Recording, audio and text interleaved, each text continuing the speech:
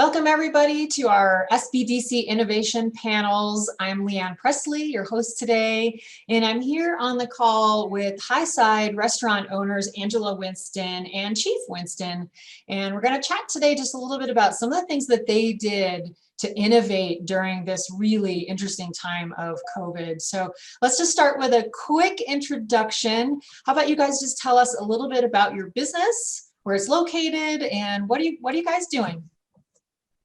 Well, we're Highside Bar and Grill, located at 300 West Sackett Avenue. We're right next to Absolute Bikes, and we have a great location located right on the river with a really big open air patio. We try to keep our garage door open as well to keep it as, the air flowing as much as possible so people feel really comfortable during this COVID time. Awesome. What kind of food do you serve?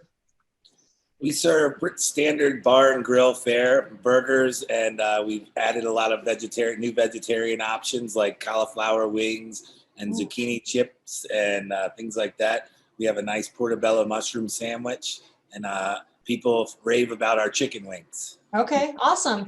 And tell me a little bit about your background. Have you guys been in Salida very long? What's your little backstory? We've been here about 4 years now.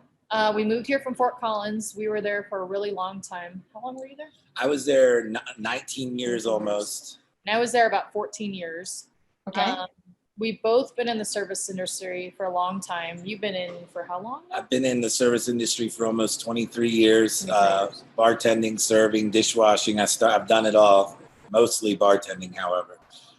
And I have some project management background, so that helped with starting this new business, getting the LLC, all the licenses, the permitting. So that was super helpful. Yeah. And is this the first business you've owned together? Yes. Yes. Yeah. Okay. First business for both of you. Yes. Great. Awesome. So lots of lessons there, I'm sure, that learning along the way, right? Oh, yeah. It's been a pretty quick learning curve. Yeah. For sure. And tell me, just for context for our viewers, when was your opening date? We opened August 6th. August 6th. So as everybody knows, unless you've been living in a cave, that's just smack right dab in the middle of our pandemic, COVID-19, which is one of the reasons I wanted to interview you guys, because that's really brave and really courageous. When a lot of businesses are unfortunately closing down because they can't keep the doors open, to have a couple go in and start a brand new restaurant is really innovative. So we wanted to kind of unpack some of that. So tell me a little bit about what inspired you guys to just go for it in the middle of such challenging times. Well, we've always kind of wanted to do our own thing, and COVID kind of pushed us into it because we were like, we could probably take advantage of some opportunities to open something, because businesses are going to be closing probably now during this terrible time. Yeah. And so when the space became available that we've been watching, it was a no-brainer with social distancing and everything. We have a giant patio, a large open air area, and that was kind of the thing that sealed the deal for us to try to pursue this and start our own thing. Was simply the space it's beautiful and it's open air and it's very conducive for social distancing. Yeah, it is a beautiful space for folks that haven't seen it, right on the river and right on the bike path there. So, and had you already been planning to do a restaurant before COVID, or tell me more about that? I think we were kind of leaning towards doing more of a bar than a restaurant. But then when this space came on, we talked about the learning curve. It kind of, we are full-blown restaurateurs now. The bar is here and it accentuates our food, but we serve a lot of food for sure because of the space we have. It's made us be a full-blown restaurant. So we're trying to cater to that as much as possible. And I think we always knew we wanted to open a restaurant bar. It was just, when was a good time? I mean, it's always taking a leap of faith. And so when the space became available and, everything had been shut down for a little bit and people were jonesing to get back out into the public and to have a semi-normal life, we kind of knew maybe this would be a great time to do it. So it was definitely risky. We're definitely nervous, but so far it's worked out pretty well. Okay. And what are some of the things that you guys have been thinking about in terms of risk? Have you made any sort of business moves or financial moves or moves, with your budget, for example, to hedge your bets in terms of some of the risk? Well, we definitely know, I mean, it's hard to enforce wearing a mask, but that is one thing that is very important to us. We have signs everywhere. We tell people that walk in. And to be honest, the hardest people, I don't want to say to deal with, but that don't understand that importance are tourists, out of towners. Yeah. We have a small town, we have a close community, and we want to keep everyone safe. But this town lives on tourism. Right. So, trying to convey that message in a polite way to out of towners who kind of disagree with that has been a challenge. Right. We try to have hand sanitizer and signs everywhere to remind people, hey, you might feel comfortable, but don't forget we are in a pandemic. So please be respectful to other people. Sure. Okay. We're also getting ready to move into the winter period where we're going to have to lose a lot of our space in our patio because it's getting colder.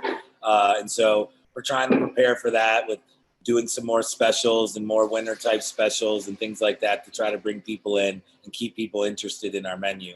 We've been only open a short period of time, but we've had a lot of regulars come back. So we're trying to keep things fresh and new for them to continue wanting to come back. Right. So that's been a big focus as well. Right. Okay. And for those folks that aren't familiar with your space, you had mentioned earlier, you do have a garage that rolls up and down to create indoor-outdoor.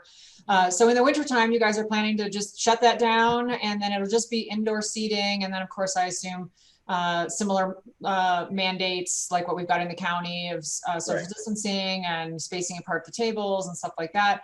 Do you guys feel like you're going to have any other challenges with just the limited seating capacity? I know a lot of restaurants have said without the outdoor space, it's just impossible. So how have you guys figured out that piece of it?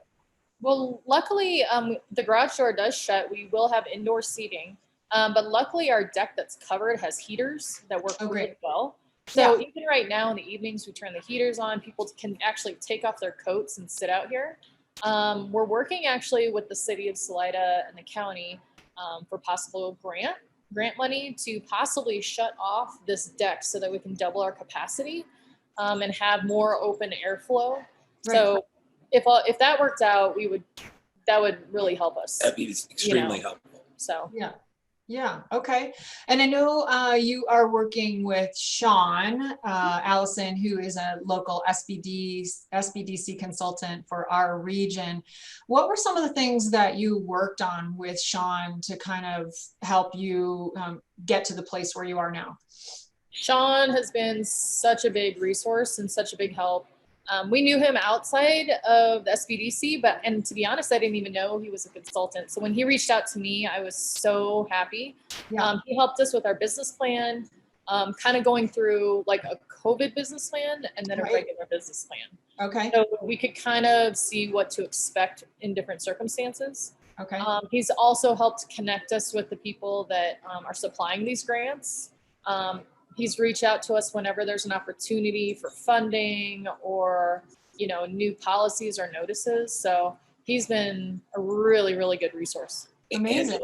Angela's like a project manager by trade before we came in here, but Sean kind of gave us a roadmap to follow to keep us organized and on task, to get things done. I mean, our business, all of our idea kind of came to fruition in 30 days. So having Sean help direct us and keep us on track really, really, really helped us hit that August 6th deadline that we wanted, because we came from concept to opening the doors in a really, really short time. So yeah, right. So Angela, you mentioned that Sean kind of gave you, two scenarios, one for COVID and one for non-COVID. Share with me a little bit about what's the differences there, and I guess what I'm getting at here is, are there other things that business owners could glean from those two different swim lanes, if you will? How would other businesses think about a COVID plan and a non-COVID plan by learning from what you got from Sean? One of the biggest things was obviously budget and labor costs. So, if we have a full-blown shutdown from COVID, what's our labor going to look like? We're probably going to have a fifth of our staff, which is sad to say, but we have to prepare for that. Right. So with that in mind, I've been, in close contact with our accountant to make sure we are ready to go if the PPP loans come through. Yeah. Our staff is pretty much the bread and butter to our business. Without them, we wouldn't have it. Yeah. So we really want to make sure they're taken care of, number one. So the budget was huge with the 2 roadmaps. Also kind of having an idea of pushing takeout and could we offer delivery? Yeah. Now, delivery is going to be hard for us as it is with most restaurants.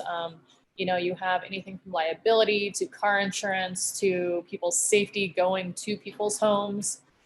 So it's going to be a challenge. We'll see where this winter season takes us.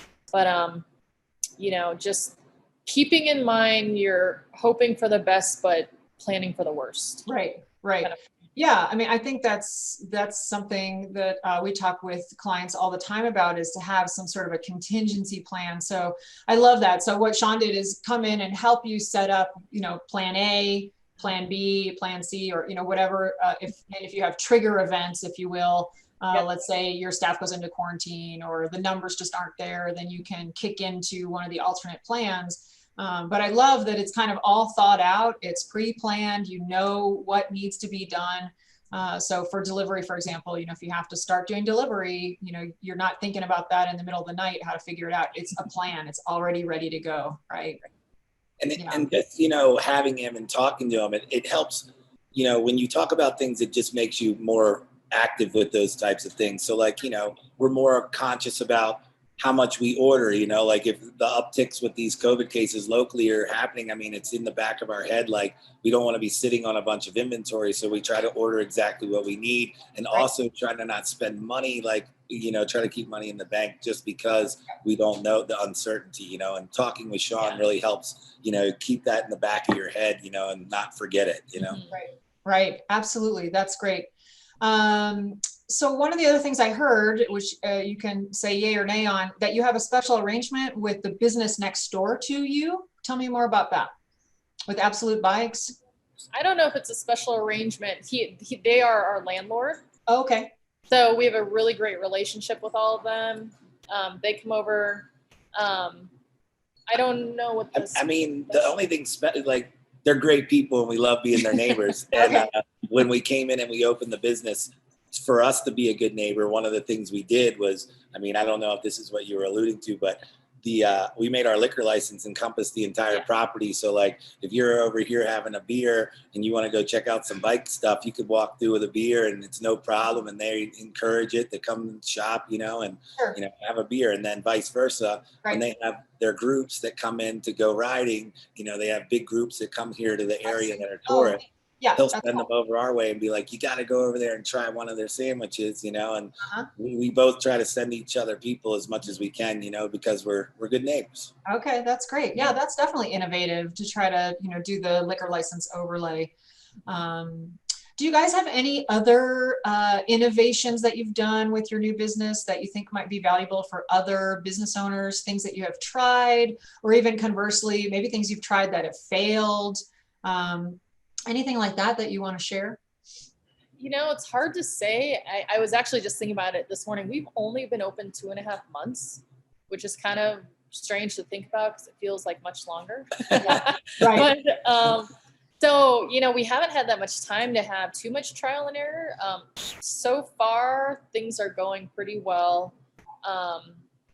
I feel like every day is trial and error. Like I'm learning new things every day, know? So, I mean, and it's like I was alluding to earlier, like the ordering, now like we were just coming off of this big summertime and now it's like, how do you order? How many people are going to be here? Cause we were like, we have almost like a 200 seat patio and it was full in the summer for the first summer months we were open, and now it's going to be closed. So, that's going to be new, doing that. And then also adjusting people's hours because we don't need as many people, and like keeping them happy and trying to be fair with, spreading the hours out evenly as much as possible with the staff to keep them all, fed, so to speak. And we have, I have tried to keep our schedule so that everyone who is here, no one is getting cut for the season. I really hate when companies have to do that, because to lose your job going into the slow season is really hard. I mean, we've both been there, you know, being in the tourist industry. So we're trying to, we've always tried to keep our staff pretty lean so that come slow season, no one gets cut. You know, people still have their job, people still have hours. So, you know, that's one of our biggest concerns is our employees, and making sure that they're, you know, able to thrive as well. Yeah, I hear that a lot from local Salida business owners, that, you know, we are a community that takes care of each other with our employees, and really appreciate that about some of the small business owners. Awesome. So in closing, do you guys have any advice or encouragement or other inspiration for folks that are watching that might be like, ooh, I don't know if I can start a business in COVID? Would you say yay or nay, or give us your feedback on that? So me personally, I think a big thing is to make sure that what someone wants to go into, that there's a need for it. Right. Okay. So I think everyone in Salida can attest to the fact that we need more restaurants and bar, like more selection. Yes. And so that is something that we could fill. Yes. Now, you know, it's kind of like supply and demand. Is there a demand for what you want to open? Right. And then if you find that there is, making sure that you have that business plan with your budget, worst case scenario, best case scenario budgets, and really trying to prepare for the worst. Right. So that you always come out ahead, hopefully. Yes. If you know, don't be afraid to ask for help. Go use the resources that are available, like you guys. And when you go and reach out to the resources, be quiet and listen, because these people know what they're talking about. And a lot of people, I think, have some egos, and they you need to check your ego and just be quiet and listen, and you'll learn a lot. Yeah. And you guys have helped steer us in the right direction with multiple things. And, you know, that's a really big part of it is, you know, if you're going to do a new business and you're new to it, like we are, I mean, ask for help. Don't be afraid, and just listen. And everything may not be what you want to hear, but at least listen and make that decision for yourself after you hear what someone says. And that is huge. Asking questions, throwing the ego away, and being humble with, you know, what you learn. For sure. Absolutely. That is great advice. Thanks, Chief. Thanks, Angela. Well, I am wishing you the best. Of course, we're all behind you, and appreciate you guys taking advantage of our resources, because, you know, that helps us share those resources with other people by having the ability to have a local, a small business development center office right here serving Chaffee County. And if anybody is listening that is interested in taking advantage of our services, I'll put the link down below in our YouTube video so that you can go ahead and sign up. I'll also mention all the services are free with SBDC. There's no cost to you as a business. So it's kind of a no-brainer, especially these times. We all need the support, and it's there for you. So I encourage you to take advantage of that. So thank you again, Chief and Angela. Winston, the High Side Bar and Grill, located in Salida. So hopefully folks will go down there and take advantage of your wonderful food, and best of luck to both of you. Thank you so much. Thanks for having us. Thank you.